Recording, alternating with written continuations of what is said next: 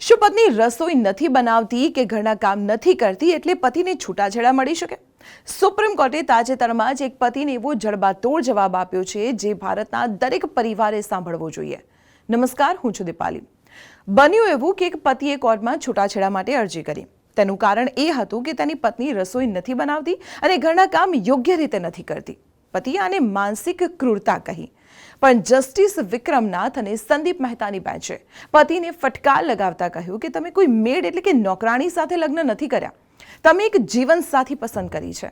કોર્ટે સ્પષ્ટ કહ્યું કે હવે સમય બદલાઈ ગયું છે. આજના સમયમાં પતિએ પણ રસોઈ બનાવી, કપડાં ધોવા અને સાફ સફાઈમાં પત્નીને બરાબરની મદદ કરવી જોઈએ. માત્ર રસોઈ ન બનાવી કે ઘરના કામ ન કરવા એ કોઈ માનસિક ક્રૂરતા નથી. તમને જણાવી દઈએ કે આ કેસમાં પતિ અને પત્ની બંને સરકારી શાળામાં શિક્ષક છે. નીચલી કોર્ટે છૂટાછેડા મંજૂર કર્યા હતા, પરંતુ હાઈકોર્ટે અને હવે સુપ્રીમ કોર્ટે પણ પત્નીની તરફેણમાં ચુકાદો આપ્યો છે અને બંનેને 27 એપ્રિલે રૂબરૂ બોલાવ્યા છે. સુપ્રીમ કોર્ટના નિર્ણય પર તમે શું કહેશો? તમારો અભિપ્રાય કમેન્ટમાં ચોક્કસ જણાવજો અને આવી જ મહત્વની ઇન્ફોર્મેશન માટે જોતા રહો સંદેશ.